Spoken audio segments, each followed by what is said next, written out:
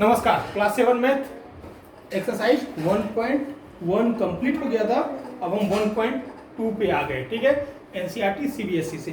तो 1.2 को कंप्लीट करने के पहले हम ट्राई दिस जो है उसको एक बार कंप्लीट करते हैं, उससे हमको चैप्टर समझने में इजी हो जाएगा। ठीक है, तो क्वेश्चन क्या पूछा है, right a pair of integers. कोई भी इंटीजर्स का पेयर लेना है। ठीक है, इंटीजर क्या होता है, जीरो भी ले सकते हैं, माइनस के कोई भी डिजिट ले सकते हैं और प्लस का कोई भी डिजिट ले सकते हैं, सभी इंटीजर में आता है। ठीक है, तो कितने भी बड़े और कितने भी छोटे अंक ले सकते हैं। ठीक है, तो write a pair of integer whose sum gives, जिसका सम जो है करना क्या है, हमको सम करना है। ठीक है, सम गिव्स क्या, निगेटिव इंटीजर। ऐसा पेयर लीजिए जिससे कि हमको निगेटिव इंटीजर आए। कुछ भी हो सकता है, कोई भी नंबर आप ले सकते हैं। ठीक है, तो क्या नंबर लेंगे आप, -5 प्लस -3। -5 और -3 लेने से वैल्यू क्या होगा, -8। ठीक है, तो निगेटिव इंटीजर आ रहा है, पेयर ऑफ इंटीजर लिए जिसका वैल्यू क्या हुआ, निगेटिव आ रहा है। यानी कि जितने भी निगेटिव दोनों जो नंबर्स हैं, वो दोनों नंबर्स यदि माइनस में हुए तो हमेशा निगेटिव इंटीजर आएगा, यदि दोनों के दोनों माइनस में हुए तभी। ठीक है, दूसरा क्या लेते हैं, -5 प्लस करना है -5 प्लस 3। ठीक है, ऐसा पेयर लेना है जिसका निगेटिव जो है, पहला निगेटिव जो है वो पॉजिटिव अंक से बड़ा हो। ठीक है, जो निगेटिव इंटीजर का जो नंबर है वो पॉजिटिव इंटीजर के नंबर से बड़ा हो। इसका वैल्यू क्या आएगा, -2 होगा। -2 निगेटिव इंटीजर आ गया, यानी कि दोनों के दोनों हम निगेटिव ले सकते हैं। एक निगेटिव और एक पॉजिटिव उस कंडीशन ले सकते हैं जब ये निगेटिव बड़ा हो। यदि छोटा लेंगे, -2 ले लेंगे तो पॉजिटिव आ जाएगा, इसलिए ये बड़ा हो वैसा भी हम ले सकते हैं। ठीक है, तीसरा क्या ले सकते हैं, 5 प्लस -8। पहला पॉजिटिव लीजिए, दूसरा निगेटिव लीजिए, लेकिन जो निगेटिव का नंबर है वो बड़ा होना चाहिए। ठीक है, अल्टीमेटली एक नंबर जो माइनस इंटीजर है, बड़ा माइनस इंटीजर ले लेंगे, -10 -12 ये बड़ा ले लेंगे, और पॉजिटिव का अंक जो है छोटा ले लेंगे, तो वैल्यू हमेशा नेगेटिव में आएगा। वो भले इधर हो भले इधर हो, क्योंकि इधर माइनस में हम करके भी देख लिए, लेकिन वैल्यू जो होना चाहिए -9 -10, इस वैल्यू से इसका वैल्यू ज़्यादा बड़ा होना चाहिए। तो ये पेयर ऑफ इंटीजर एक के लिए बोला था कि एक के लिए आप बता दीजिए, तो हमने 3 दिखा दिया। आपको जो भी लिखना हो आप लिख सकते हैं। ठीक है, दूसरा क्या है कि 0 आए। पेयर ऑफ इंटीजर्स लेना है लेकिन वैल्यू हमेशा 0 आए, तो वो तो एक ही कंडीशन में संभव है कि हमको प्लस करना है। तो पहला आप प्लस रखिए, इसको तो क्वेश्चन में डालने की जरूरत नहीं है, और दूसरा आप माइनस रखिए। ठीक है, तभी ये संभव है। नंबर चाहे जो भी हो, लेकिन सेम टू सेम नंबर होना ही चाहिए, एक प्लस में और एक माइनस में। ठीक है, -8 प्लस 8। ठीक है, माइनस वाला आगे हो या माइनस वाला पीछे हो, उससे कोई फर्क नहीं पड़ता है। तो यही एक ऐसा नंबर है जिससे कि 0 वैल्यू आ जाएगा। नंबर सेम होना चाहिए, एक प्लस का वैल्यू होना चाहिए, माइनस का वैल्यू होना चाहिए, सेम टू सेम, किधर भी हो, चाहे आगे हो चाहे पीछे हो, उससे कोई फर्क नहीं पड़ता है। तो बी कंप्लीट हो गया। थर्ड क्या है, N integer smaller than both the integer. जो वैल्यू आए वो दोनों इंटीजर से छोटा आए। वैल्यू जो आएगा वो वैल्यू दोनों इंटीजर से छोटा होना चाहिए। तो वैल्यू क्या होगा, प्लस करना है -5 प्लस -2। वैल्यू कितना आएगा इसका, -7 आएगा।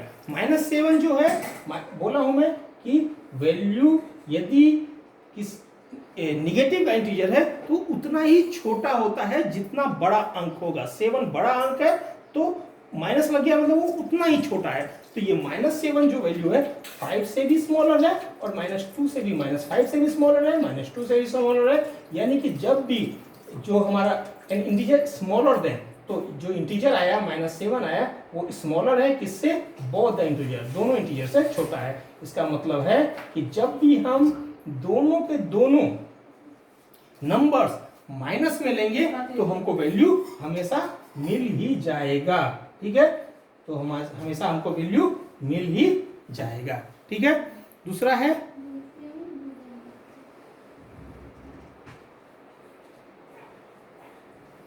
ये, इसका एक ही उदाहरण होगा, एक ही एग्जाम्पल होगा, इससे ज्यादा एग्जाम्पल नहीं होगा। वैल्यू आप चाहे जो भी लीजिए, -8 प्लस -3, ठीक है, जो भी लीजिए, लेकिन दोनों का दोनों माइनस में ही होना चाहिए और दोनों माइनस में ही होना चाहिए। वैल्यू चाहे आगे का बड़ा हो पीछे का बड़ा हो, उससे कोई फर्क नहीं पड़ता है। कोई भी एक को यदि आपने प्लस ले लिया, इसको मान लीजिए आपने प्लस ले लिया, तो दोनों से पूछ रहा है, तो इसका वैल्यू -5 हो गया, दोनों से ये छोटा नहीं है, -8 से ये छोटा नहीं है। ठीक है, इसको रखिए, इसको हटा लीजिए। ठीक है, इसका वैल्यू क्या आया, 5 आ गया। वो भी संभव नहीं है क्योंकि ये दोनों से ये स्मॉल नहीं है, इससे तो ये बड़ा है। ठीक है, तो किसी भी हालत में दोनों का दोनों वैल्यू माइनस में ही होना चाहिए। तो थर्ड आपको समझ में आ गया।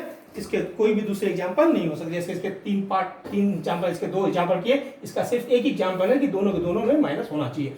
भले वैल्यू आप अलग अलग जितना भी लिखना चाहें लिख सकते हैं, 50 एग्जांपल बना सकते हैं, लेकिन एक ही तरह के सब बनेंगे। ठीक है, डी क्या है, N integer smaller than only one of the integer.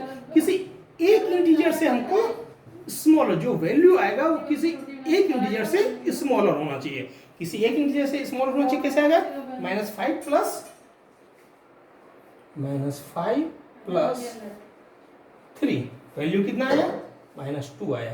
किससे स्मॉलर है, किसी एक से। 3 से तो स्मॉलर है, इससे स्मॉलर नहीं है, लेकिन 3 से स्मॉलर है। तो इस तरह का वैल्यू हो सकता है जिसमें एक माइनस का हो और एक प्लस का हो, तो वैल्यू हमारा आ जाएगा। ठीक है, दूसरा क्या होगा इसका, 5 प्लस -4 है, सेम टू सेम, बस माइनस मैंने दूसरे में लगा दिया। इसका वैल्यू कितना होगा, 1 होगा। किससे स्मॉलर है, इंटीजर जो वैल्यू आया किससे स्मॉलर है, 1 से स्मॉलर है। यानी किसी भी आगे वाले को माइनस इंटीजर ले लीजिए, या पहले वाले को माइनस इंटीजर ले लीजिए, या दूसरे वाले को माइनस इंटीजर ले लीजिए, वैल्यू हमारा लेकिन एक पॉजिटिव होना चाहिए, तो हमारा वैल्यू जो आएगा किसी एक से स्मॉलर आ ही जाएगा। ठीक है, ठीक है, एक पॉजिटिव और एक नेगेटिव होना ही चाहिए। तो डी तक आपको समझ में आ गया। ठीक है, इसमें आप जीरो का भी यूज कर सकते हैं, जीरो का भी यूज कर सकते हैं, 0 प्लस -3। ठीक है, तो वैल्यू -3 आएगा जो 0 से स्मॉल होगा। वैसे ही 3 माइनस 0 नहीं आएगा, सॉरी, -3 प्लस 0 कर सकते हैं, -3 प्लस 0 कर सकते हैं, तो उस कंडीशन में 0 कर सकते हैं। ठीक है, तो इस कंडीशन में भी 0 का इसमें यूज करके यदि आप चाहे तो अलग अगले टाइप का उदाहरण बना सकते हैं। हमको बताना सिर्फ एक ही है, इसके लिए ये आंसर काफी है, इसके लिए ये आंसर काफी है, इसके लिए ये आंसर काफी है, इसके लिए कोई एक आंसर, कोई ये ले लीजिए या ये लीजिए, कोई एक आंसर काफी है, बस उससे ज्यादा लिखने की जरूरत नहीं। देखिए, समझाने के लिए मैंने अलग अलग तरह के कई उदाहरण मैंने आपको बता दिए। ठीक है, एन इंटीजर, अगला क्या है, N integer greater than both the integer. अब जो वैल्यू आएगा वो वैल्यू दोनों इंटीजर की वैल्यू से ज्यादा आना चाहिए। ठीक है, दोनों इंटीजर के वैल्यू से वैल्यू क्या होना चाहिए, ज्यादा आना चाहिए। तो क्या होगा, 2 प्लस 3 मान लीजिए, दोनों प्लस जब भी रहेंगे ना, जब भी दोनों रहेंगे ना, दोनों के दोनों प्लस में होंगे, प्लस इंटीजर्स होंगे, तो हमेशा वैल्यू जो होगा इन दोनों से ज्यादा आएगा। सबसे बेस्ट उदाहरण यही है। ठीक है, इसके अलावा तो और कोई उदाहरण हो ही नहीं सकता है। ठीक है, इसके अलावा कोई भी उदाहरण हो ही नहीं सकता कि 0 भी लेंगे तो दोनों से बड़ा नहीं होगा। तो इसके लिए सिर्फ एक उदाहरण है, एक ही एग्जांपल है। हाँ, इस तरह के कई आप ले सकते हैं, दोनों प्लस लेके कई ले सकते हैं, 3 + 9 ऐसा कई ले सकते हैं, लेकिन तरीका एक ही, इक्वेशन एक ही जैसा होगा, प्लस माइनस कहीं भी चेंज नहीं होगा, इस तरह का ही होगा। ठीक है, तो वो ए से ई तक पहला नंबर, ट्राई दिस का पहला नंबर कंप्लीट कर दिया। अब दूसरा नंबर हम कंप्लीट करेंगे। ठीक है।